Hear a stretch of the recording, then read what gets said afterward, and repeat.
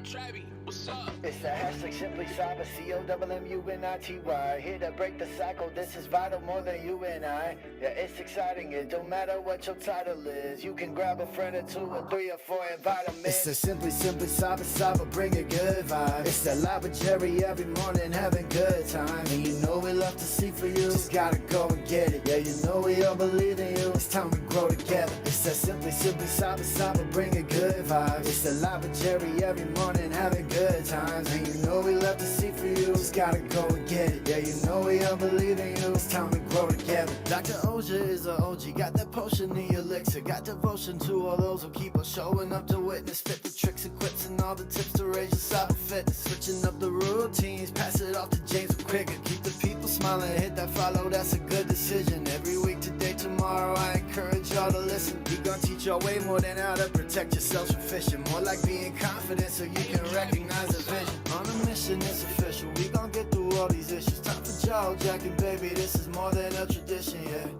Oh, I can't forget to recognize the mods. They the engine, they the reason that you leave and feeling charged. It's a Simply Cyber, bring a good vibe. It's that live with Jerry every morning, having good times. And you know we love to see for you, just gotta go and get it. Yeah, you know we all believe in you, it's time we grow together. It's a Simply Cyber, bring a good vibe. It's that live with Jerry every morning, having good times. And you know we love to see for you, just gotta go and get it. Yeah, you know we all believe in you, it's time we grow together. Yeah.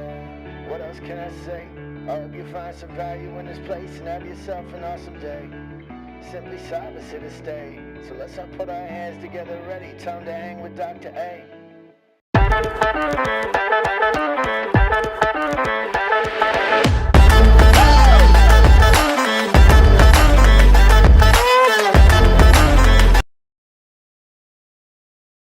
All right, good morning, everybody. Welcome to the party. Today is Worldwide Wednesday, April 9th, 2025. This is episode 852 of your Simply Cyber Daily Cyber Threat Brief podcast. I am your host, Dr. Gerald Auger, and over the next hour, me, you, Katie Craig, TJ Williams, Marlon Johnson, Tony Jack, Marcus Kyler, the E-Crew, Martell Williams, Carrie, Triple D, Age Tinsdale, Richard Duff down in the Outback, Roswell, UK, across the pond. Guys, we are all going to be shredding the top cybersecurity news stories of the day. I'll be giving my expert opinion and analysis on each of the stories, really not to flex, but more importantly, to derive value, to distill the essence of what these stories can mean for us as practitioners, to be able to implement what we're hearing, take action on what we're seeing, and ultimately have the impact of driving cyber risk reduction down for our business stakeholders, which is ultimately, at the end of the day, why we're getting paid, right? Great cash, homie. Good morning to Miss Julian up in the New England space. I hope you're well, Miss Julian. Always nice to see you in the chat. Hey, Space Tacos. Guys, if you are looking to break in and you're not a practitioner and you're like, well, wait a minute, how am I supposed to drive cyber risk reduction for my business stakeholders? I don't have business stakeholders yet. Don't sweat that, my friend. You're going to be asked in any job interview, how do you stay current? And this show is what I would like to believe is a home run answer in that interview. You're going to be asked because it's so important to stay up to date and current on our industry. It moves very rapidly. Threat actors are doing threat actor things and constantly innovating in order to circumvent the controls and the defenses that we've implemented. So it's imperative that you stay current. When you answer it this way, it's going to help. Plus, friends, the networking, whether you're breaking in or you're a practitioner right now. Brady McNulty texted me just last night asking how he can get involved. He's been in the industry for a bit, right? So you're going to get value across the spectrum. That's what hashtag Team SC, that's what the Simply Cyber community is all about, and we're doing it every single day. Now, today is Wednesday, so I'm happy to announce that we will be going around the world in just a few minutes. It's a segment we do on Wednesdays only, and it's really just an opportunity to illustrate just how diverse, just how inclusive, and just how wild the Simply Cyber community really is. So stay tuned for that. Now, I want you to know I don't prep or research for any of the shows. Ain't nobody got time for that. Because, frankly, I don't have time for that. And that's not how you would really do a show like this if you were being authentic and real, which is what I strive to be.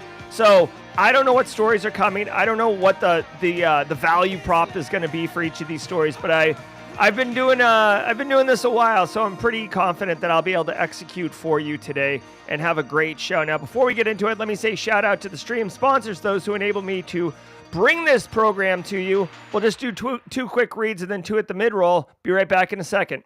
I want to give some love to the Daily Cyber Threat Brief sponsor, ThreatLocker. Do zero-day exploits and supply chain attacks keep you up at night? Well, worry no more. You can harden your security with ThreatLocker. Worldwide, companies like JetBlue trust ThreatLocker to secure their data and keep their business operations flying high. ThreatLocker takes a deny-by-default approach to cybersecurity and provides a full audit of every action allowed or blocked for risk management and compliance. Onboarding and operation is fully supported by their US-based Cyber Heroes support team. Get a free 30-day trial and learn more about how ThreatLocker can help prevent ransomware and ensure compliance. Visit ThreatLocker.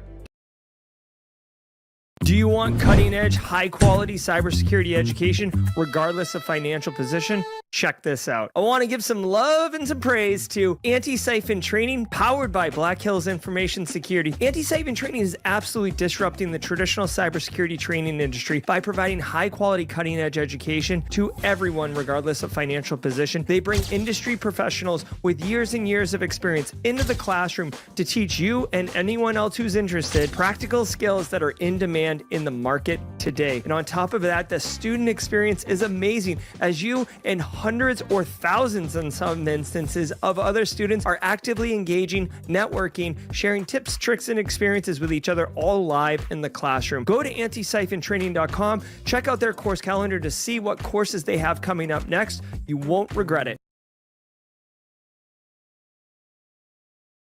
Right, that's right. Every single episode of the Daily Cyber Threat Brief is worth half a CPE. So say what's up in chat. Grab a screenshot right there. The chat is always going to be on stage except during jaw jacking.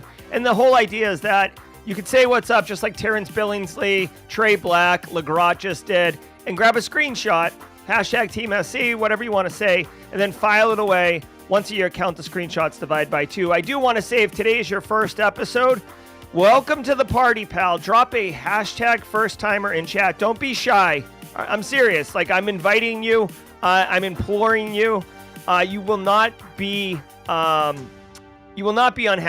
Trust me. Hashtag first timer. We got special sound effects for you. We got special emotes for you. And frankly, this community loves welcoming our first timers. So, don't be shy. Say good morning. Now, guys, it is Wednesday, which can only mean one thing. Hold on. Of course, my mouse is getting all jittery on the screen. Dude, I have like zero tolerance for... All right, here we go. Computer, play Daft Punk. Computer. All right, now there we go. Ooh, I just got a headache. Oh. Sorry, guys. I just got a splitting headache instantly. Oh. All right, pushing through. All right, guys, every single day of the week has a special segment, and I am absolutely thrilled to tell you about Worldwide Wednesday. What I'm going to do is I'm going to set the timer to 2 minutes, 22 seconds, and I'm going to ask you where you at. And you just tell me what country you're in, and we're going to see if we can light up every continent, including Middle East and Central America, in that 2 minutes, 22 seconds. We usually can do it. It's a lot of fun, and it's something cool to do before we get into it. So do me a favor, everybody, setting the clock to 2 minutes, 22 seconds. Why don't you tell me, where you at? Where you at? All right, we got Carrie in Texas. We saw TechGrut in Denver, Colorado. Let's go, let's go, let's go. We got hi from Florida. Kyle's in Florida. Tempe, Arizona. Nathan Blair. I don't know, ZMF, where you at? All right, Valentino is in the house. Gulf of Costa America. Katie Craig's in San Diego. Katie, thanks for getting up early this morning. Robin Fox up in Beantown. Philly, City of Brotherly Shove. Beaumont, Texas. Columbia, the upstate. Toronto, Canada, bringing North America online. Centralist is in Poland. I saw William Ayers up in the UK. Thank you very much, William Ayers. We got that crack in Tempe, Arizona. Tom Bishop, Laboo. We got Dirty Jers, Emilio Garcia, my man. San Francisco, Phil Stafford. I'll be in San Francisco for RSA at the end of the month. All right, what else we got? Central PA, Haircut Fish up early. Richard Duff bringing Australia online. Let's go, Mississippi, Esco. All right, SoCal, excuse me. Love myself some Sublime. Jaffrey Galway, Ireland. All right, look at us. Okay, Medine G bringing Africa online. Africa, here we go. Belize. It's going to take me a minute to get to Belize because it is a little tiny country to click on. Belize, there we go. We got it. Central America's online. Triple D bringing the Philippines online. Pacific Rim. Guys, we're killing it today. Planet Earth. We got Texas, Dr. G. Nice. Come on, keep going. Tanzania. I'm not going to fall for that one twice. South Africa. Africa is coming on strong, everybody. Indiana, represent. I love it. RSA, so many people. Team SC. I love it. Joyzy. Doherty Joyzy. Oh, nice. Let's see. A2, Michigan. Wart Cloud. Hotlanta, Mike Adams up in here. Come on, David Crack IT. Got Colorado online. Circleville, Ohio from a man, Philip Martin. Love it. We got RDU, Zach Morrison bringing the hits. Detroit, my man, Marcus Kyler. Oh, Juan David Aragon bringing South America online just at the last second. Very nice. Do we have India, Bangladesh, any of those kind of like mainland Asia countries? Or Israel, South America. We got Middle East. All right, guys. San Jose. We have a 20-second delay, so I'm going to go ahead and pause the music, and we're going to just do a quick little sniff here. Oh, Jesus. Justin Gold, Lone Mod Man today in chat, bringing the heat. We got check. We got all of those. Ghana is online as well. Let's get Ghana cracking. My man, Ghana.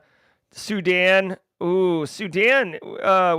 Jesus. Africa, you guys got all on the same page today, huh? Kentucky's up in here. Chi-Town. I love it. Baltimore. All right, guys. So I am going to take some liberties, and I'm going to call the Philippines. I mean, would you call the Philippines Asia? You know what I mean? I wonder if we would call the Philippines Asia.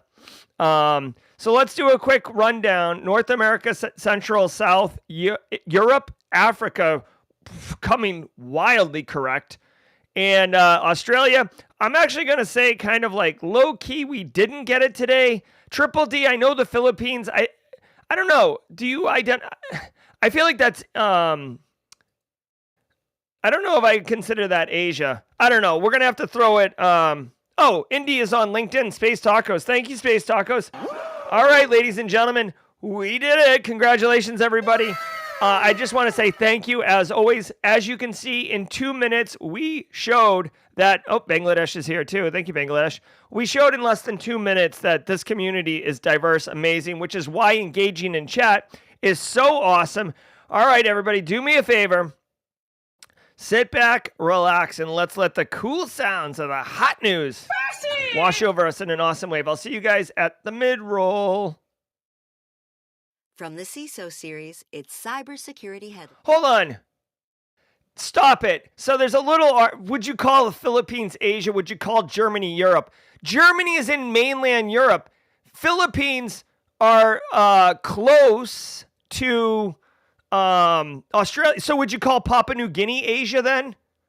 I mean, if we're going to do that, are we going to call the Solomon Islands Asia? Are we calling Hawaii Asia? Like, I mean, at some point, it's, you know, like Japan, I would call, you know, like, I guess, I don't know. I guess the question is for Triple D. Triple D, do you identify as Asia? Let me know. All right, let's keep going. I got spicy there. Casually Joseph just enters the chat and lights me up. All right. And then he like goes back underwater. Palo Alto. The old Joseph. I remember him before Palo Alto.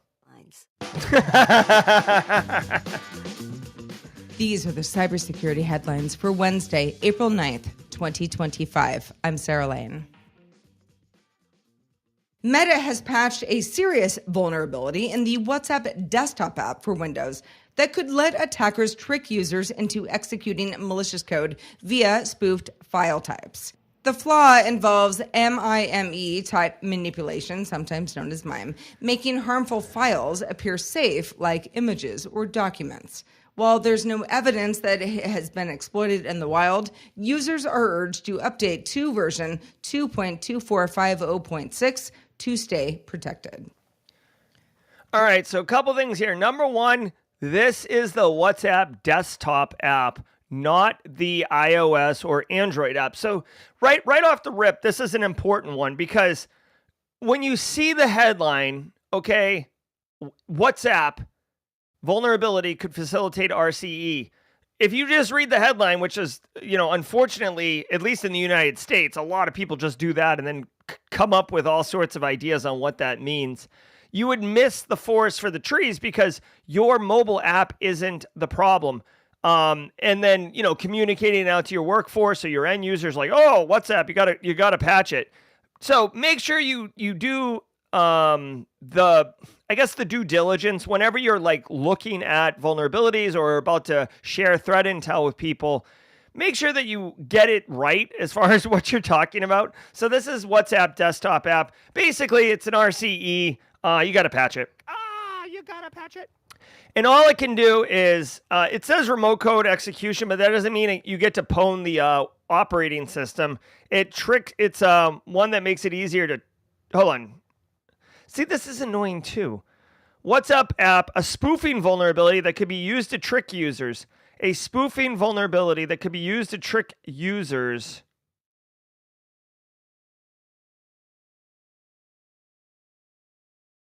Okay. All right, so the vulnerability allows you to send basically a file, and the file will look harmless, but when they open it, they could be running code, which is why it's RCE. So really quickly, when we say RCE, remote code execution, it means that someone on the internet is able to detonate code on your box. Usually, to me, it's more technical exploitation. Personally, I wouldn't think of it as I don't know. So this is a question for the community, okay? I'm going to throw this one to you, okay? Again, I don't get them all right, but I do have strong opinions.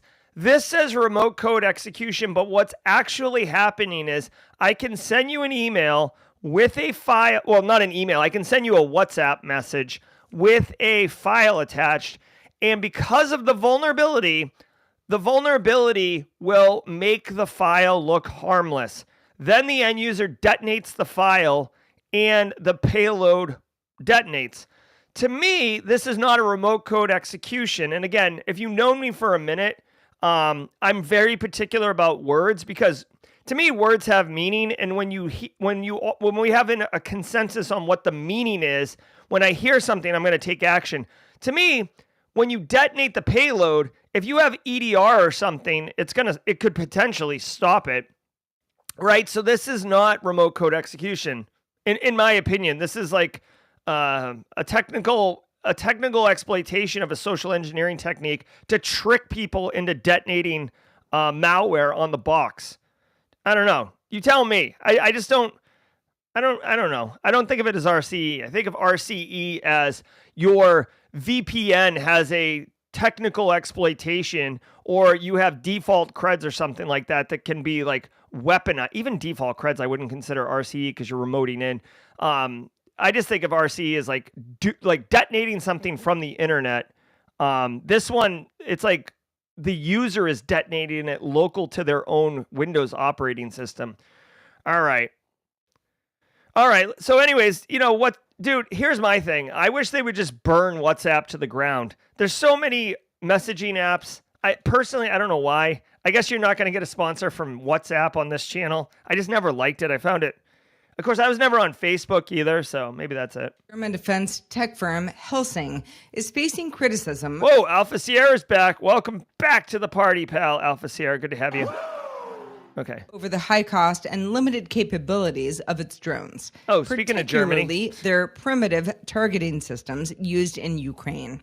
Despite claims of adapting to battlefield needs, the company has struggled with partnerships, including a failed collaboration with Rheinmetall AG. Still, Helsing maintains deals with Saab, works on Germany's Eurofighter program, and recently landed a 40 million euro contract with Lithuania. What does this have to do with cybersecurity? Like, this isn't even cyber adjacent. This is just not. This is barely an IT story. All All right, it's gonna give me a second. Give me a second, because I do like the challenge of coming up with some type of value for you guys as a community to listen to this one.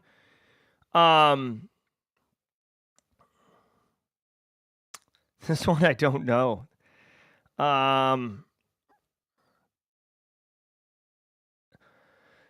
Joseph, can you get me a new story? Like, this might be mark tape. This might be the first time that I literally can't get something for you. I'm thinking third party or supply chain, but like this is like basically a story about bad business practices where a company's not delivering and they're overcharging. So we're going to get you a backup story. This one is terrible for what we're trying to do here. Microsoft released urgent security updates addressing 125 Windows vulnerabilities, including a zero-day flaw in the Windows common log file system that is being actively exploited. The bug allows local attackers to gain system-level access and has been linked to ransomware group Storm 2460 using the Pipe Magic malware. Other critical fixes include remote code execution vulnerabilities in Windows Hyper-V, remote desktop services, Excel, and the Office suite. Adobe also issued major updates, patching 54 flaws across Cold Fusion, Photoshop, and other products, with several posing serious remote code execution risks. Waymo. All right. Well, that was actually a misfire, but it's on brand. Really quick, I just want everyone to know, Casually Joseph, who's now over at Palo Alto, coming from vulnerability management analyst, probably still having PTSD when hearing this story. So 125 Windows vulns getting patched. That is a lot of patches. I do want to point out some of the, like, it's basically like a Patch Tuesday type thing, right? Like they've got all sorts of updates. Whenever you patch, like when you do vulnerability management in enterprise, okay, and I do have a vulnerability management analyst class coming out. I know people have been asking for it. It's back on. I'm actually making progress on it right now. So when you do vulnerability management inside of an actual enterprise, I got to tell you, the way to do it is you first get these patches, right? And then you patch, basically the IT team will patch. And the reason you want to do this is basically because if it breaks something, the IT team has their fingers on the pulse and access to all the backups and stuff. And frankly, they're power users. So they are able to self-support and roll back and unscrew whatever if the patches break stuff. Then you want to roll it out to kind of champions in the organization. So like you have like Carl in accounting and Todd in sales and Veronica in HR or whatever, ideally. And the reason you do this is because when you patch their machines, you want to make sure that like this, the Salesforce application doesn't break for Carl or the SAP application doesn't break for Veronica, right? Typically it won't. A lot of times they'll do these type of like, validations, QA before they roll these things out, but crap happens, right? And when crap happens, what are you going to do? If your applications are breaking, Microsoft can do everything they want to fix it fast, but that doesn't help you today because your systems are broke. So you just want to do that. And then after that, you want to go whole hog and just push them all out. And then even when you push them all out, okay, so this is a tip for more people not like well-versed in this vulnerability management. Once you push them all out, you still are going to have like 20%, 15% of your organization that's not getting the patches. Either A, legacy systems that aren't getting it. B, they just don't take. Sometimes a machine needs to be rebooted from its last patch cycle and it hasn't been rebooted because it's like a headless machine just sitting there. Sometimes it's the salespeople who are on a plane or haven't checked into the mothership or whatever. So don't think like, I feel like a lot of people feel like, oh, vulnerability management, how hard can it be? Push the button, push the big easy button, and then go get tacos. And in reality, it's not that. And oh, by the way, by the time you finish all of that, what I just told you, it's the next Patch Tuesday, which is why apathy will creep into vulnerability management analysts. Now, this particular one, there is a 0-day that allows local attackers to gain system privileges, which means they would need to chain it with another attack. I'm going to just show you really quickly on the EPS lookup tool that Eric Taylor made. If I had to guess, this is a less than 1% score. Let's take a look here. No EPSS data found for this one. So this one's so hot and fresh that it doesn't even have an EPSS score. Again, the user has to already be on the box. So, yeah, I guess, yeah. So basically patch all your things.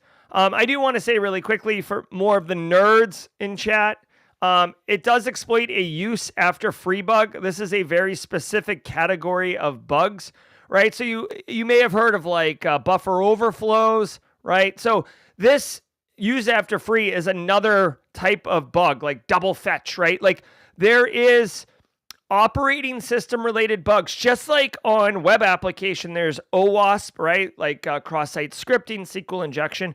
In operating systems, there's categories of bugs as well, which is nice because then you can go look for them. Use after free is one such category, and it basically has to do with how operating systems will free up memory, right? When you have RAM, read-only memory, right? Or read-only, Jesus, Jerry. Random access memory. ROM is read-only memory. Jesus, I'm like mad at myself now. Catch me outside. How about that? When you have random access memory, you only have so much, right? And so, applications, everything has to be loaded into memory before it can be executed on the processor. Well, when you load it into memory, the operating system is responsible for managing that memory and freeing it up and doing all the hard work, frankly, that makes your computer work. And when it does clear out memory, but it hasn't moved, like it hasn't removed the pointer, you can point back in there. You can put code in there, your shell code or whatever, and use it before it gets deallocated and new, basically memory gets written to those addresses in the space. Anyways, it's a whole category, all right? Plans to use video from its robotaxi interior cameras, potentially linked to rider identities, to train generative AI models, according to an unreleased privacy policy update. While riders will have the option to opt out of this, the move raises privacy concerns, especially since the data may also be used for ad personalization. Waymo now logs over 200,000 weekly paid rides and is expanding into new markets and exploring additional revenue streams amid ongoing financial losses and heavy R&D investment. All right, so this is a privacy one. I'm kind of torn on this one. Okay, so number one, do you have any real expectation of privacy inside of a taxi cab? Right? And I'm a big privacy guy personally, but I do wonder, like with the Waymo, yeah, they're going to be using cameras to like take pictures of your face and stuff to train Gen AI models. But I'm sure they're recording the audio too and doing stuff with that. If I had to guess, this is terrible. My immediate thought goes to police state, where like you get in a cab and it like scans your face and it suspects that there's a warrant out for your arrest. And instead of driving you to your destination, it drives you directly to a police station. That would probably suck for people. Also, if you get misidentified, which has happened in the past where people have gotten arrested and spent time in jail, like not prison, but, jail holding because of a misidentification. Guys, what do you want? Like data's gold. Okay. And people are trading in their privacy for convenience. So, I don't know. I get why, and by the way, I feel like I understand why they have an interior camera. It's a robo-taxi. The only humans in there are the people who are the passengers. So if they get in there and they start, peeing on stuff or spray painting stuff or kicking or, whatever, you like as someone who owns the cars and the technology and all that stuff, I would want to see who they are in order to A, deter them from committing crime, and then B, be able to get reparation for the damages that they've done. Okay, so I'm not off of it. It's just, it is what it is. Again, a rough story selection today, as this is, privacy. Okay, so we got a bonus story coming in hot from Casually Joseph. Casually Joseph, everybody. NIST deprioritizes pre-2018 CVEs as backlog struggles to continue.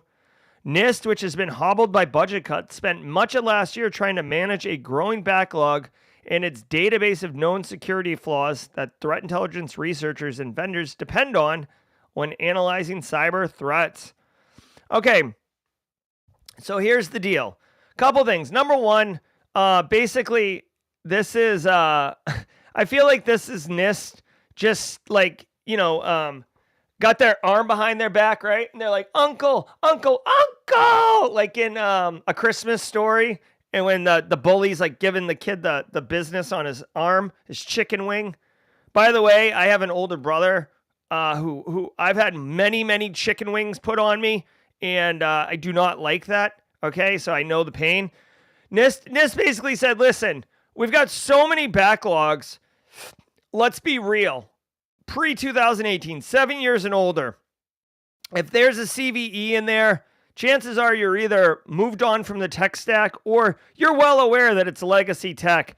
Let's take a win and just carve it off and say, like, we're done. Okay? So I would almost say that, this is one of those ones where, well, okay, so two things. One, this doesn't mean that those vulnerabilities don't exist anymore. It just means that they're not looking at them.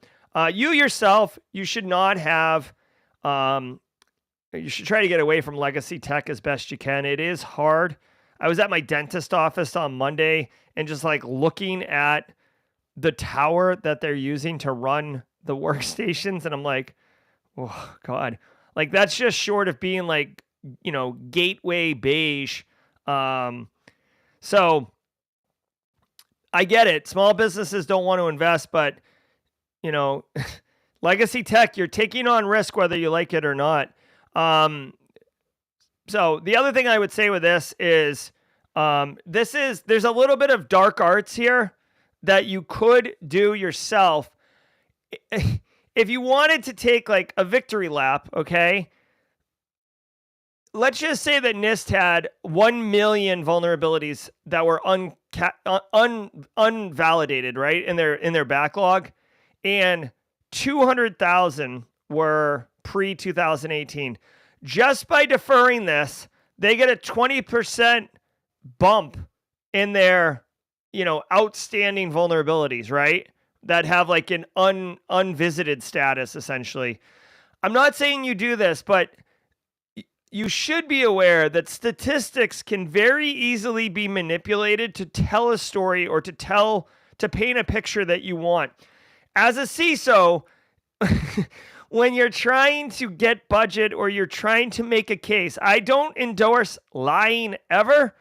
However, you can cherry pick statistics. You can look at things in a certain light or a certain angle in order to help support your own arguments. Vendors do this all the time. Like anytime you see a news article that says like, research shows 180% of cyber attacks start with an email, you can guarantee that report is coming from an email security gateway vendor provider. Like, I'll bet money on it, right? Just like it happens all the time. So anyways, it's not a lie. It's just is what it is. So Alpha Sierra says, do you ever mention it to them, meaning that I'm at my dentist office and I see that and I'm like, yeah. No, because here's the thing, really quick, Alpha Sierra, and then we're going to do the mid-roll. Here's the thing, like, I have a consulting arm of my business too, where I do like vCISO and like consulting, right? Enterprise risk assessment type stuff come in like, hey, here's your gross problems. Here's how you fix it. I'll be back in 6 months. With something like that, like I already know that they don't care. That's the thing. Like if they were actually interested in having the conversation, I would say it, but I've done it before in the past where you're like, wow, hey, you guys are like at risk running that legacy tech, right? And they're just like, okay, right? Like they are not. Part of the thing is you have to be receptive to wanting to hear this information, or else it's just, noise. And I just honestly, I don't want to say I don't want to waste my breath, but like it's borderline infuriating. So I just kind of pick and choose when I say those things. Rothnier with a 23 months blue badge. Thank you, Rothnier. Also, I might add, I was doing the minute marks on the daily threat brief. We had like AI helping. Chris Whitlock had a solution that was pretty cool. Couldn't get it automated. Rothnier, who's just said what's up in chat, actually has been going through and doing the minute markers, and I pin it. So if you're ever watching on replay or you go back, try to find a certain story, do look at the comments or the description because there will be minute marks there oftentimes. Huge thanks today to our sponsor, Nudge Security. Identity-based attacks targeting Okta, Microsoft 365, and Google Workspace on the rise. Do you have the visibility you need to identify security risks? Nudge Security provides advanced security posture management for these critical platforms, surfacing risks like weak or missing MFA, inactive admin accounts, risky integrations, and more. And you can automate remediation tasks and ongoing identity governance. Start a 14-day trial today at nudgesecurity.com/identity. Yeah. So really quick, I do see people talking about the small business and stuff. Let me just like kind of double tap into that or double click into that, which is like a cringe corporate buzzword to use right now. With those businesses, right? Like like my dentist owns the business. I will have a conversation with them if our conversation starts getting casual after the appointment. Like when the dentist is like in my mouth doing things and we're talking about treatment plans or, good job, Jerry. It looks like your teeth are good. Like whatever it is, like we're talking about that right now, right? It's like when a waiter's taking your order, like they don't want to hear about like what you did that day. They just want to take your order. Like the conversation is deliberate at those points. So to pivot off and be like, yeah, no, like I've been flossing. Thank you very much. I'll keep using the fluoride. Also, were you aware that you're using legacy technology that could introduce undue risk to your business? I could come in here. Like it's just not the right time for that conversation. But if there are opportunities, and this is where it gets into like business development and sales and all this other stuff. So anyways, yeah. All right, let's keep going.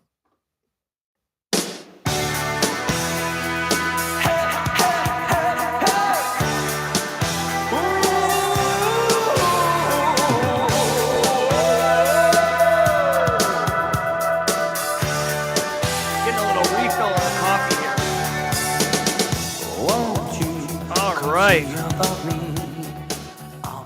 All right, y'all. Thank you so very much. I got to tell you, owning a business, like doing the operational stuff's the part that you already know how to do. There's a lot of sales and marketing that's just like, wow. Guys, I want to say thank you to all of you.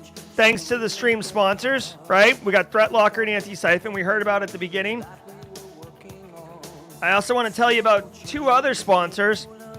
Obviously, you guys know Eric Taylor and the crew over at Barricade with their Fortify 365 solution now.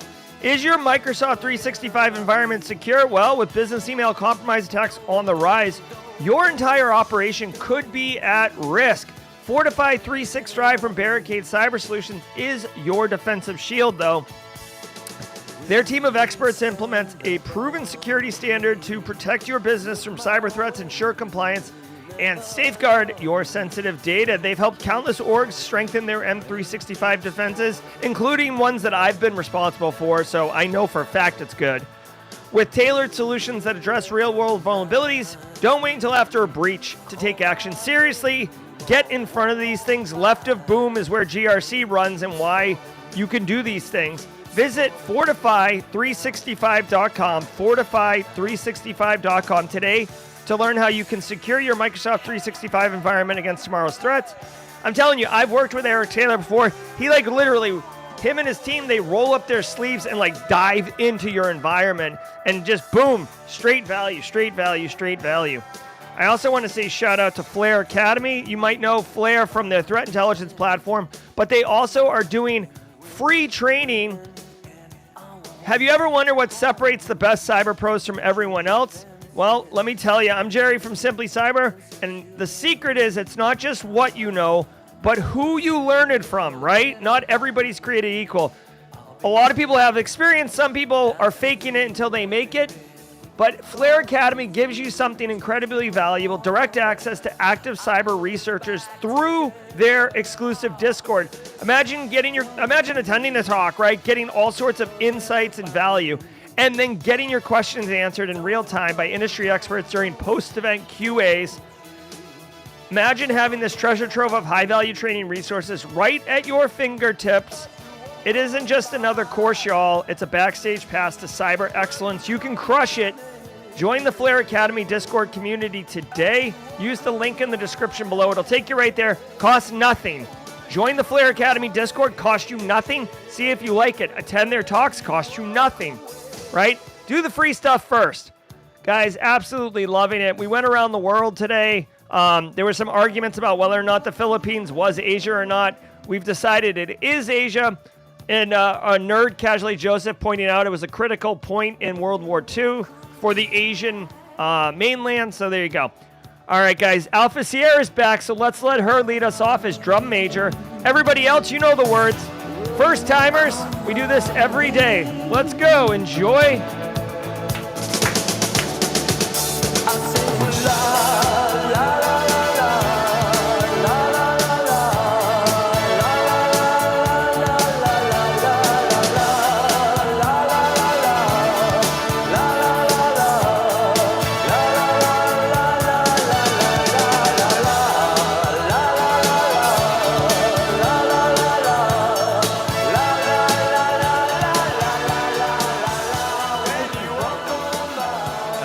Let's finish strong, everybody. Great work today. Great work. We're halfway there. A new report from Biometric Update and Google Intelligence forecasts that the UK's biometric age assurance market will exceed 202 million euros by 2027, driven by regulations under the UK Online Safety Act. The law... All right, Kathy Chambers has asked for something. And guys, when Kathy Chambers asks for something, you listen and then you deliver. All right? Ladies and gentlemen, we love our first timers. Welcome to the party, pal. But can we do a hashtag long timer? If you're a long timer in chat, hashtag long timer, I appreciate you genuinely. It is the first timers, the long timers, the always engagers, the passive observers, the lurkers, the occasionals, the team replay. It's everyone. It's us. It's our team SC. Hashtag long timers. Big fan. Thank you so very much. I myself am a long timer. Thank you, thank you, thank you. And thank you, Kathy Chambers. Mandates robust age verification to protect minors from inappropriate content online. The report highlights 18 leading vendors, offers a buyer's guide, and provides forecasts and market insights aimed at helping organizations deploy effective biometric age assurance solutions in a fast-evolving landscape. Threat actors. All right, online. Look at all the long timers coming in strong. Love it, love it, love it, love it. Define long timer. I would say maybe 6 months and greater. 6 months maybe. Okay, Jonathan. Wait a minute. Not everybody's created equal, Jerry said in 2025. We will revisit that. I qualified it afterwards. Okay, UK Online Safety Act, Roswell, UK, and the whole UK contingent. You have to step forward so we can get some of this. Drive biometric age assurance.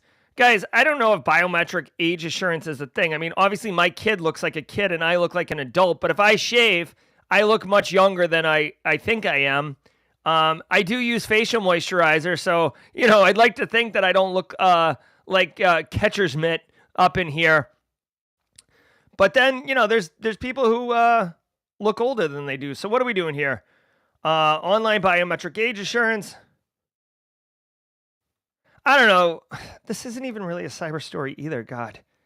I think Zima, 15 months, long timer. Thank you.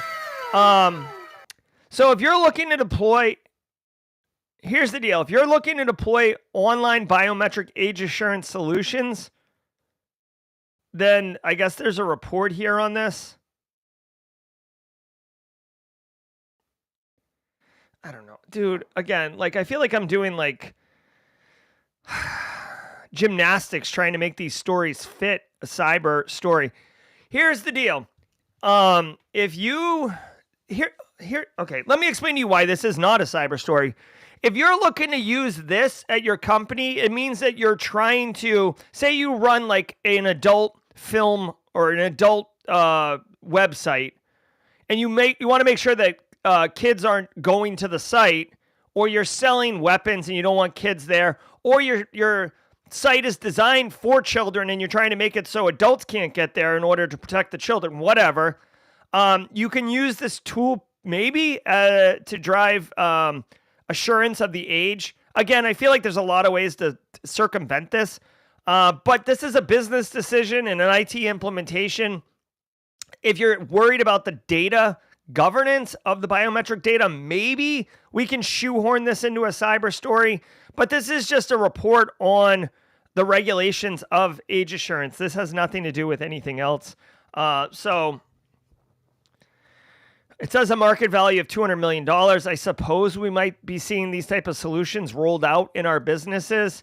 I'm more interested in biometrics for authentication, less about age assurance. So, yeah, we got a backup story if we need it. Are using SourceForge to distribute fake Microsoft Office add-ins that install malware designed to steal and mine cryptocurrency. Masquerading as legitimate developer tools, the malicious files trick users into downloading a large password-protected archive containing scripts and payloads that evade antivirus detection, establish persistence, and run a crypto miner and clipboard hijacker. More than 4,600 systems, mostly in Russia, have been affected. Security experts urge users to download software only from trusted sources and verify files before execution. All right, so this shouldn't come as a surprise. I feel like, honestly, guys, this attack technique is like cue the Beauty and the Beast, okay? This is a tale as old as time, a song as old as rhyme, Beauty and the Beast, right? And if you don't know Beauty and the Beast, it had its big, during the heyday of the Disney animated movies, they had a lot of musicals right here. Like we got the clock and the teapot and the candlestick singing alongside this. Dude, this is like the more things change, the more they stay the same. This is not a new attack technique. This is not anything. This is going to a kind of unmanaged file share site, for lack of a better term, deploying malware, saying that it does something that it doesn't, right? It could be a Trojan. It could just be straight malware. No big deal. People download it, run it, infect themselves, and, there you go. Like, F around and find out. If you're trying to, here's the thing. This isn't like my kid's trying to get like a Roblox crack or like a Fortnite skin or free V-Bucks or something. This could be something, think of like sysinternals. My first thought goes to like sysinternals, right? Sysinternals is great. There's all sorts of operating system like plugins, for lack of a better term, that allow you to like optimize and do more stuff, right? So think, I mean, this isn't necessarily operating system, but think like Sysmon, which captures more log data that's interesting to security people. Think Zoomit or PS Exec, right? There's all these tools, and people add them in order to be, better, better to do their job. I guess that's such a broken sentence, but so when you go to these sites and you don't vet what it is that you're downloading, you're basically playing with fire.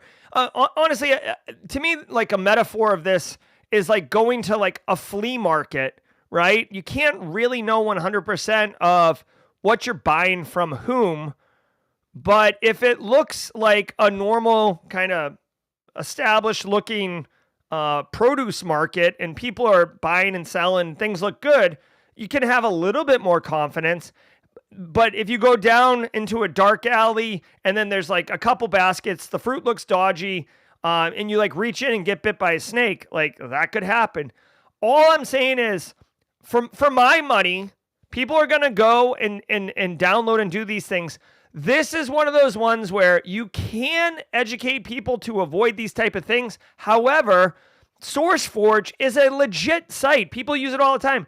People download and share executables all the time. People use GitHub and other kind of code repos and stuff like that. So I would caution you not to try to get left of boom where you're saying, hey, don't download anything unless it comes from a trusted source. What I would argue is make sure that you've got a decent EDR solution or anti-malware solution on your machine. That way, if you do accidentally detonate a Trojan or malware, you have a higher likelihood of detecting it. Also, use best practice, right? If the site looks super dodgy, or the code looks dodgy, or it's just whatever, if you get like a spidey tingle, don't use it. But to me, this one right here, it's much more around anti-malware and not hope, but oh, this is Microsoft Office add-in tools. Okay, so whatever, the operating system or Microsoft Office, it doesn't make a difference. It's the same technique by the threat actors, okay?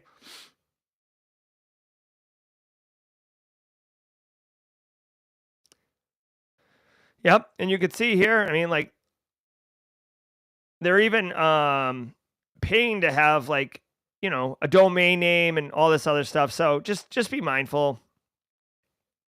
Looks legit, right? Lawmakers on the House Judiciary Committee are pushing for stronger privacy protections in the next renewal of Section 702 of the Foreign Intelligence Surveillance Act, which allows warrantless searches of Americans' data when communicating with foreign targets. Critics argue that the current law, or RSIAA, lacks adequate oversight and fails to require warrants for U.S. person searches. Concerns also center on expanded government access to private data and weakened audit mechanisms under the current U.S. administration. With the law set to expire in April of 2026, major legislative battles over surveillance and privacy is looming. All right. So let's see. Federal investigators, right? Regulators! Mount up. They can warrantlessly search a database with U.S. individuals' PII to obtain communication in the U.S. if they're texting overseas targets. Okay. Let's see. Trying to figure out what the deal is. I mean, are we talking about this thing expiring where you would start needing a warrant? So I'm not 100% sure what's up with this. I mean, this is one of those ones where, like, it's so funny because people who have a simplistic view of like what is allowed from like a surveillance tap and spying on citizens and stuff. This is an interesting wrinkle where it's overseas, but one half of the conversation is from a U.S. citizen. So are you allowed to spy on the overseas person and only half the conversation? Are you allowed to hear all of it? We'll see. This isn't a political show. I think with all of the AI and surveillance technology that's out there, all of the data breaches that have happened, there's a lot of erosion of individual privacy and I don't want to call it civil liberties, but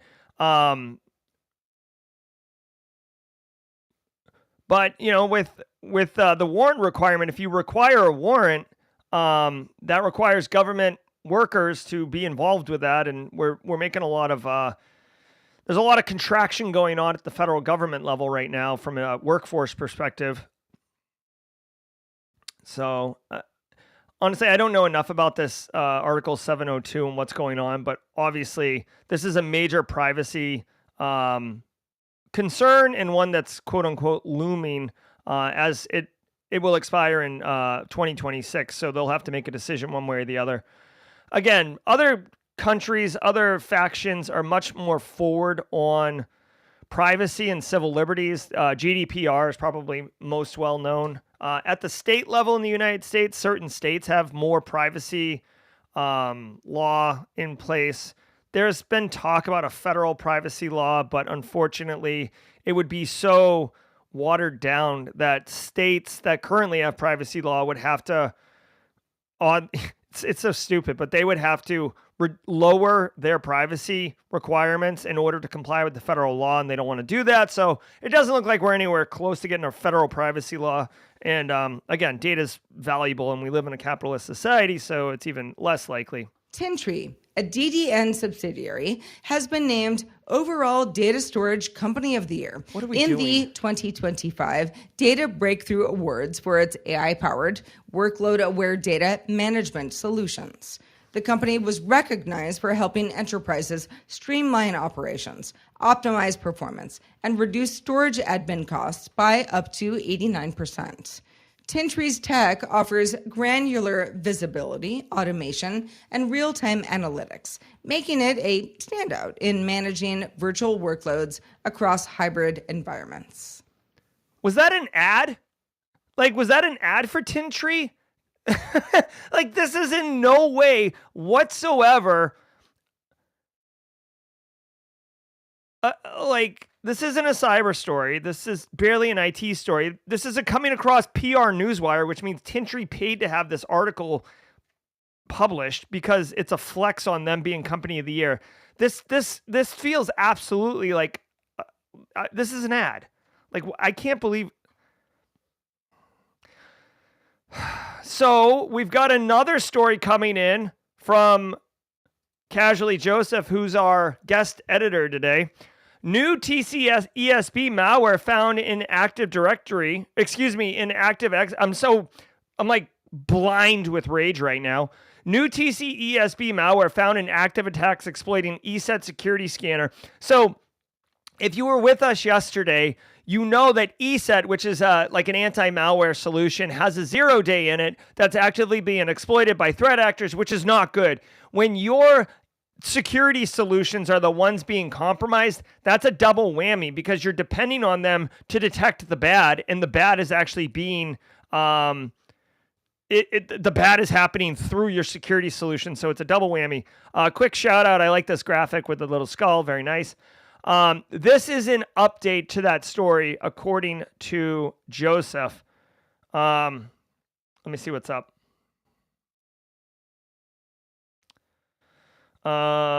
Is this an update, Joseph, or is this just more of that story from yesterday? Let's see. So the 64-bit DLL has been found to be launched via a technique called DLL search order hijacking to seize control. Now, if I'm not mistaken, one interesting thing, and I guess this is just like a little more you know. Yeah, exactly. With the more you know, so you can overwrite a DLL, right? So like your DLL has the same name as the the intended DLL. And if you aren't doing like file validation or certification checking, your operating system will load the dynamic link library that's been Trojanized. But a lot of times you need like a Windows signed cert or something like that. However, if you can, a lot of times, just like with encryption, when a process is executing, they might have multiple DLLs and they'll go for the first one. And if that's not there, then it'll go to the second one. And this is basically writing code to be resilient. So if it encounters, like say it encounters an older computer that doesn't have the newest DLL for whatever reason, or just hasn't received the updates, the developers don't want the application to crash. They want it to fail down to other DLLs. And maybe you have limited functionality, but it'll still work because it's limited. That's what this DLL search order hijacking is.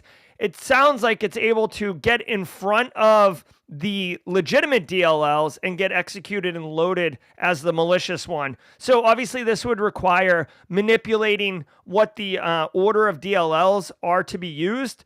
So that's this particular technique. What I will say is, obviously, as I said yesterday, that you do want to make sure that not only are you getting ESET patched, right? But you would want to go threat hunting, okay? Get your Wade Wells mustache on and go threat hunting in your environment. If you're running ESET, you definitely want to kind of do this just as an exercise at minimum. I believe when we checked this, where's the CVE? When we checked this yesterday, it had a, yes, here we go. We checked this yesterday. I think it had a 1/100th of 1% risk EPSS score. So let's look really quickly. Yeah, it still has that. So this is not something you need to hold, like basically push the big red button that shuts everything down and get this fixed. This is just something that you need to get going. Oh, hello. Hold on one second. Hold on one second. Joseph, did you plant this story because it has an infographic? Oh my. Hold on one second, everybody. Hold on one second.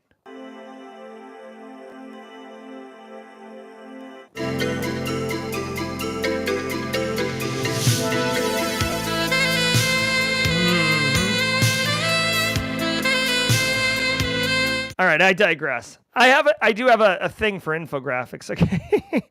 All right, so let's look at this one right here. Threat actor executes some type of payload, which the ESET tool will load. So that's not good. Your actual anti-malware solution is going to load it. All right, it checks your operating system.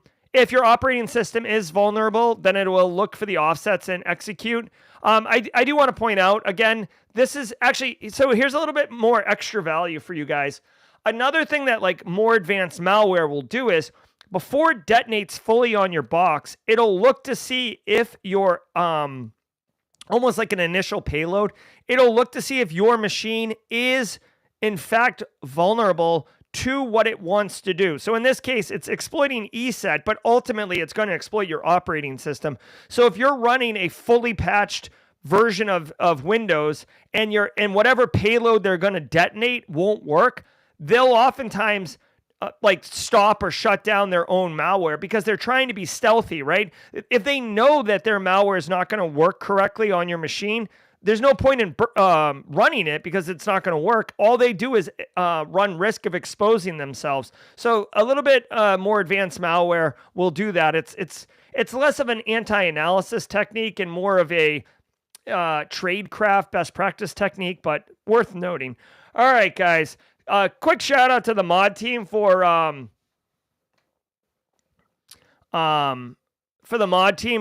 helping us with the stories today, because there were several stories today. I'm kind of disappointed. Several stories that were just straight up not remotely cybersecurity related. So anyways, all right, let's keep going, guys. I got news for you.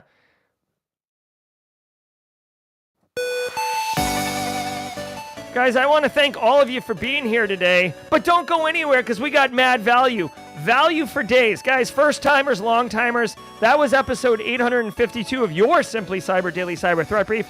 I hope you got value. I did everything within my power to make that a fun experience and add value to you. Don't go anywhere, because if you have questions or you just want to hang out and help people, Angular, I'll answer that question in jaw-jacking. We have another show that's right now. You don't have to go anywhere. I'll bring you into jaw-jacking right now with host Jerry Guy. We're going to answer your questions, and then right at 9:30 a.m. Eastern Time, so at the bottom of the hour, we have Season 6, Episode 4 of Two Cyber Chicks. We're talking about navigating layoffs and hacking the current job market. So if you recently got laid off or you're afraid of getting layoffs, this episode is for you. Believe me. Shout out to Kathy Chambers getting the long timer train running. I'm Jerry from Simply Cyber. If you got to go, we'll catch you tomorrow. But until next time, stay secure. Let's go jaw-jacking. Ever wonder what it takes to break into cybersecurity? Join us every weekday for Jaw-Jacking, where industry experts answer your burning questions about the cybersecurity field. Live, unfiltered, and totally free. Let's level up together. It's time for some Jaw-Jacking.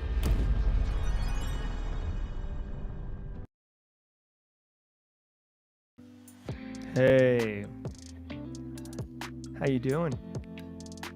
It's good to see you. Welcome. My name is Jerry Guy. This is Jaw-Jacking. It's a 30-minute live stream podcast where we answer any and all questions that we possibly can in that 30 minutes. The idea is that we are wholesale mentoring at scale and delivering value to you. I'm very, very proud of Jaw-Jacking, and I'm grateful to the guest hosts and the panelists that come on and help with Jaw-Jacking. It takes a village, y'all. And I'm so, so grateful for the opportunity to serve. If you didn't know me, my name's Jerry Guy. I partner with Simply Cyber. It's a relationship that I set up with that nerd, Dr. Gerald Auger. Oh my God. Calm down with the infographics for real, dude. Gerald Auger. PhD. Whatever. Nerd. We are partying. Let's get your questions answered. I'm here for a good time. Angular had the first question. Let's go. Let's go. Here we go.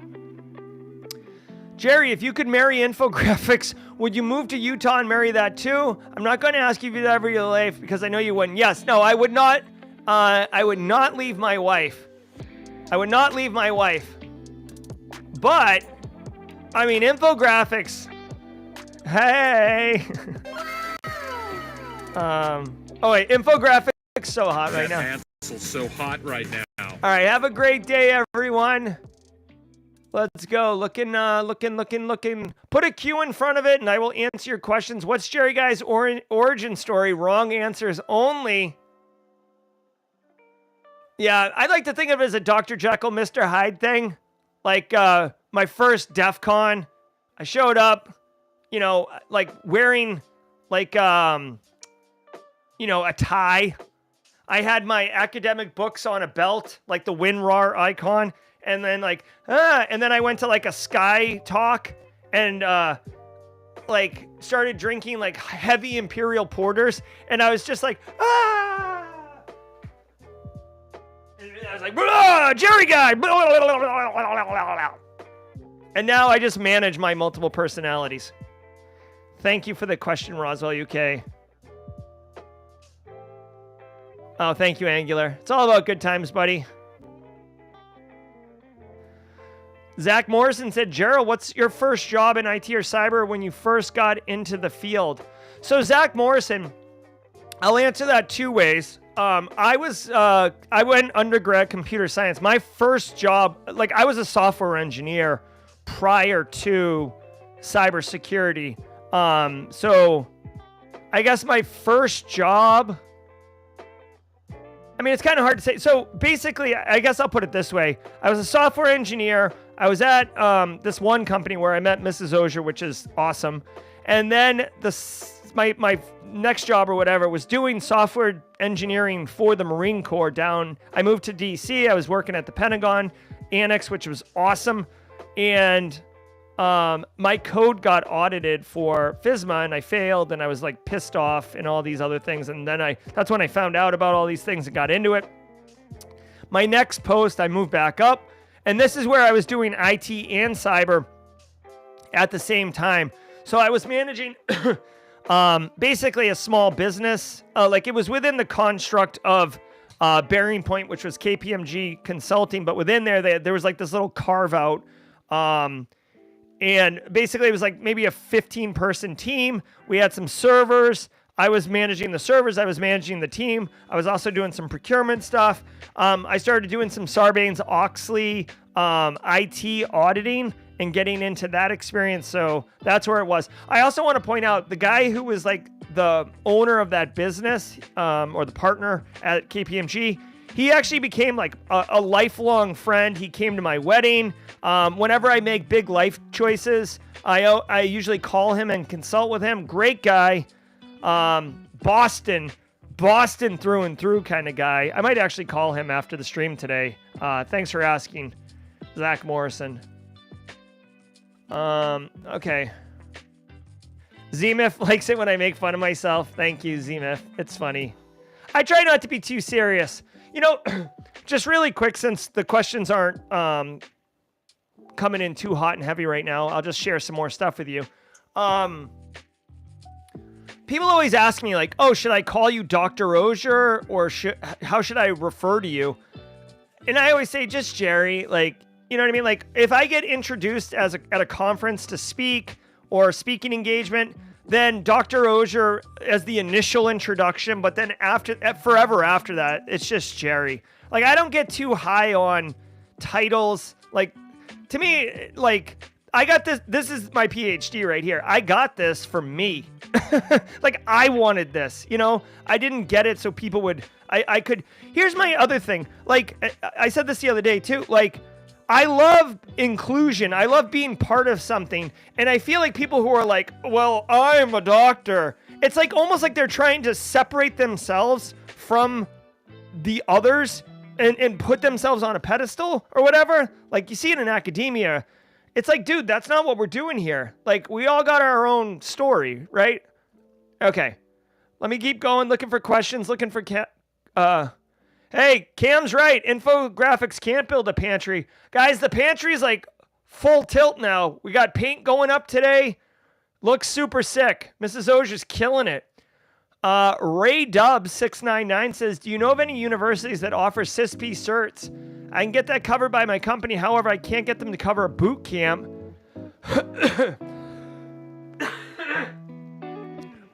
Needs help with more obscure CISP items.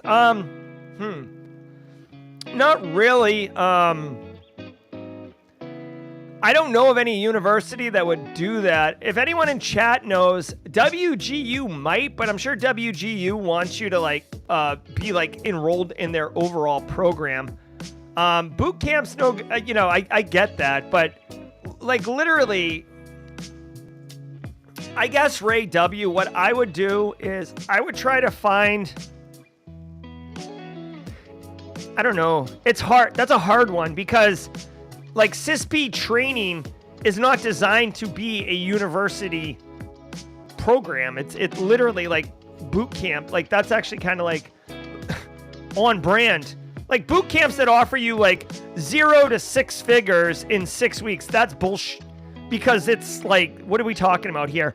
But a like a 2-week training for CISP, like that is kind of what it is. So anyone in chat have a good answer to this, let them know. Antisyphon recently ran a CISP training, I believe. It was like 10 weeks, but they're probably still running it. I would try for that.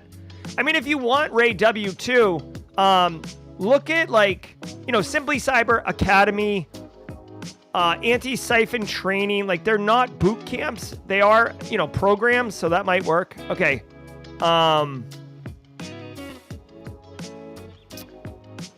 Let's see.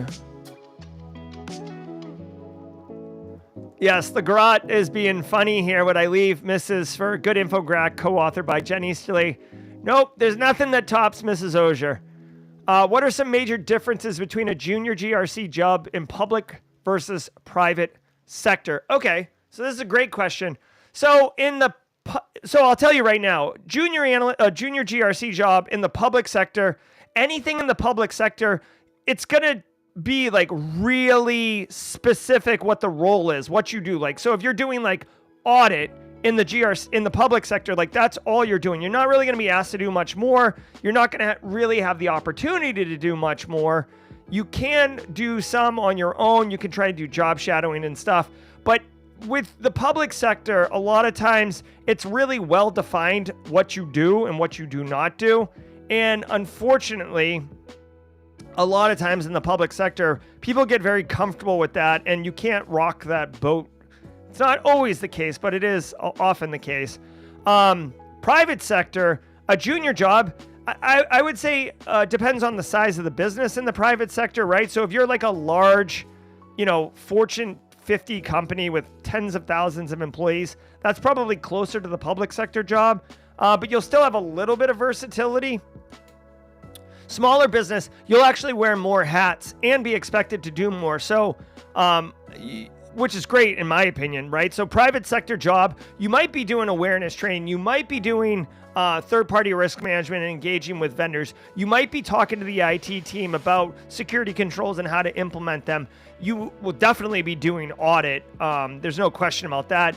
Mapping compliance standards. Another thing with public sector, like not all of public sector is going to have to comply with certain things, right? A lot of times they'll have to be FISMA compliant. So you'll have to do some specific audits around that. But in the private sector, you would get exposed to multiple things. Like maybe you are doing CIS or ISO or PCI or HIPAA or any of these other things. Again, public sector could be health and human services. So you would be doing that type of thing.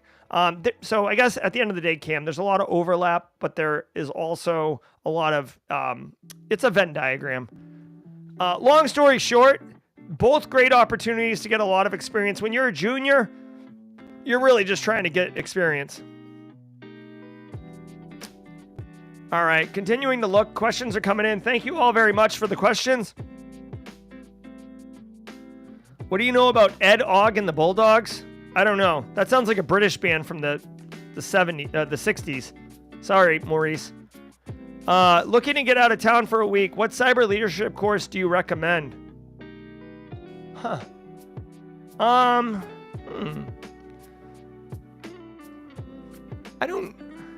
What cyber leader? I don't have a recommendation for a cyber leadership course at this time. I know, oh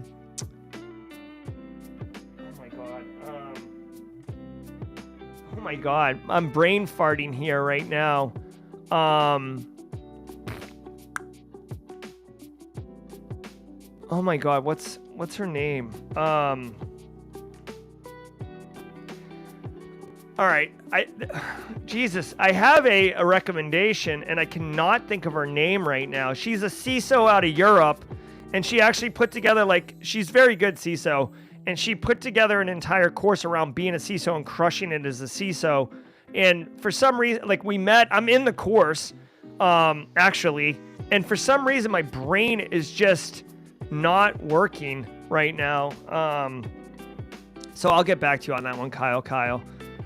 Sands does cyber leadership courses. Okay, very good. Yeah, I've never taken a formal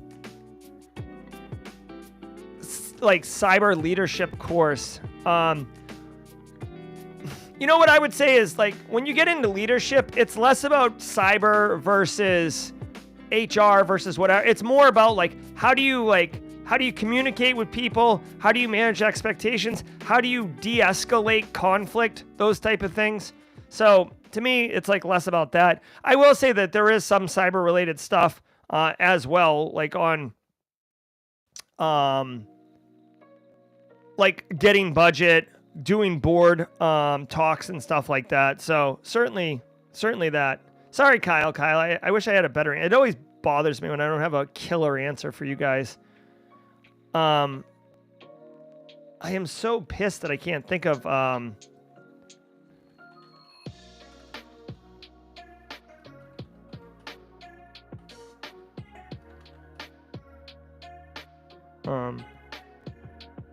Yes. Hold on 1 second. I'm going to get this now because now it's bothering me. Okay, Monica Verma.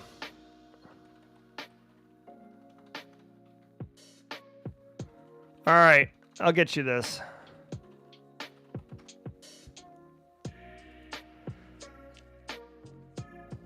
Okay, and I don't know what the I don't know how much this costs. I don't know anything about it, but this right here. I even have an affiliate code. I'm not even going to grab it cuz but I know she did this course last year. I think it's in person though. They might be available on replay.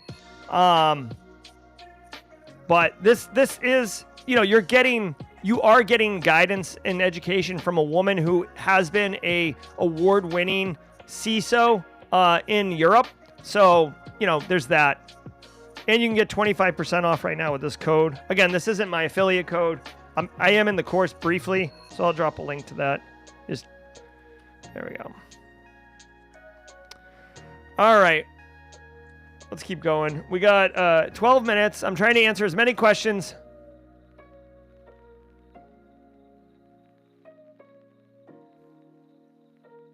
LeGras was on the way to a cyber PhD until it took an audit to the knee. That's hilarious.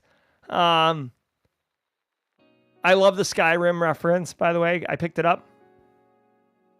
No, it wasn't Paulie. His name was John. Sully. All right, let's see. Kathy Chambers. When I get my PhD, I really want at least one person to call me Dr. Chambers. Oh, yeah.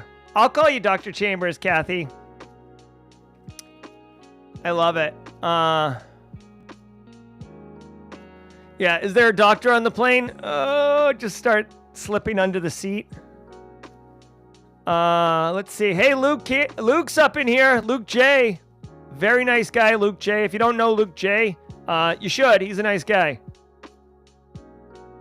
Guys, I'm excited. I'm going to RSA. I will try to organize a Simply Cyber community meetup on Tuesday of RSA. Just so everybody knows. It's going to be hot and heavy, though. Real Bilbo's going to be there with me. I'm doing some filming on site. I have an 11:55 p.m. flight Tuesday night. So it might be one of those, Simply Cyber community meetup, and then I go directly to the airport and then pass out on the plane. You know what I mean? Taking the red eye. Do you know why I'm taking the red eye? Because I don't want to waste an entire day. Oh, by the way, Kathy Chambers. So this is how Kathy finds out. Literally on April 29th at 11:55 p.m. California time, I'm getting on a plane in red eye and home to the East Coast, where my flight lands at 8:30. Which is going to impact the daily cyber threat brief. So I'm just figuring this out right now. I'm going to have somebody cover the show on that day. I am doing a Antisyphon Anticast webinar on the 30th. So I'm going to get it off a plane, off a red eye, slam a cup of coffee, and then basically immediately go into the Antisyphon Anticast live stream. So you're going to see me in rare form. And then I'm probably going to go to sleep for 3 hours. Okay. 9 years in EMS and going for a career change. Did a boot camp through ASU. Got my Sec Plus. Going through the SOC analyst. Jesus, Nathan Blair's just going all in. First SOC analyst job. Yes. So Nathan Blair, as you're going through all this training, the SOC analyst training, this is all good. I would definitely recommend, if you're doing Try Hack Me already, they actually have this thing called the SAL 1. It is a certification, but it gives you access to a real SOC simulator with real alerts. You will be taking tickets. You will be working them. You'll be doing all the things that you actually do in a SOC. So definitely take advantage of that. Personally, honestly, guys, I believe this strong enough that I created a course that I give in person. You should also be capturing, Nathan, what you're doing, what you're learning in some capacity, either a blog, either, some type of GitHub repo, some type of, if you can, video series or something. Like, I know it's extra work, but here's the thing. Whenever you're applying, if you have a YouTube channel on your resume or you have a blog on your resume, very high probability people looking at your resume, like hiring managers, people in industry, not HR, are going to look at it. And that is immediately an opportunity to show them how you communicate, to show them what your quality standards are, to show them what type of professional you are, right? Again, Casually Joseph, as a case study, completely works in the industry, completely well-deserving of his current role, completely. I'm not taking anything away from Casually Joseph. He is a home run rock star in our industry. When he got his recent job, one of the things that the people said to him, at work while he's like working there, they're like, oh yeah, like when we were interviewing you, we went and like looked at your YouTube channel and really liked the way you talked, liked the way you explained things, liked your thought process. So it's like a hack or a cheat code, Nathan, to let you stand out among other people who are kind of doing the same things that you're doing right here. It's a cheat code.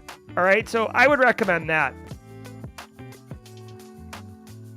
Okay, I'm continuing to look at questions. I'm about 8 minutes behind. Let me keep going here. I'm trying to get everybody's questions answered. All right, hey, Phil Stafford says that B-Dubs has a CISP study course going on YouTube right now. That would be free 99 and definitely worth getting. So you don't even need your company to pay for it. You could just take the free one. Alpha Sierra, Antisyphon has a mentorship program. Okay, there you go. Keep on scrubbing. Medine G, when people say network and build meaningful connections, should it happen naturally or do you got to push yourself? Well, I mean, Medine, I would say it will happen naturally, but you do have to care and feed it, right? So, like, I could tell you that growing a garden, you just throw seeds out and water it and you grow a garden. But in reality, you know that that's a little bit more complicated, right? You gotta keep an eye on it. You gotta see, do a little research. Am I giving it the right nutrients? Am I giving it too much water, not enough water, etc.? What I would say, Medine G, as far as networking and building meaningful connections, like just spamming people on LinkedIn, that's not gonna work. But hey, I'm working on this Try Hack Me room or whatever. I'm going to be doing this, somebody mentioned earlier, I'm sorry, about doing CISP training. Be like, hey, I'm going to start studying the CISP. Does anybody want to do that with me? Or, hey, I just finished the SAL 1 certification and here are my thoughts. And Medine, you could be it doesn't matter, whatever you're working on, Medine G, let's say right now you're working on a Try Hack Me room and you complete it, or you just did the Meta CTF for Simply Cyber CTF a couple weeks ago. You can just share, hey, I did this, here was the value, or here are my thoughts for anyone who's interested. Begin to, basically deliver value into a network and, respond to people who are engaged. And then you're going to start building community, okay? All right, I'm scrolling. Dude, I'm wicked hungry. Oh, just another reject for a job. Not a question, but need a boost. Oh, Roswell, UK, that sucks. I'm sorry, buddy. Probably, I don't know if they gave you any feedback. Keep up the good fight, Use AI to make sure that your resume is tailored for that specific job. You can adjust your resume in minutes by taking a job rec, putting it in an AI, putting your resume in AI, and asking it to refine some of your bullets to be more tailored for that current job post. Maurice says Ed OG and the Bulldogs, a 90s rap group from Boston. Oh, nice. I hadn't heard of them. I'll check them out though. Any advice on making the upgrade from an IT security manager to CISO or director? So Curtis, so a couple things. Number one, this one's going to sound kind of crazy, but dress for the job, right? So if you're engaging with executives and the board or whatever, they need to look at you and see you as one of them. And I know it's a stupid game and it's basically wearing a costume, but you'd be surprised, right? So dress like the executives, right?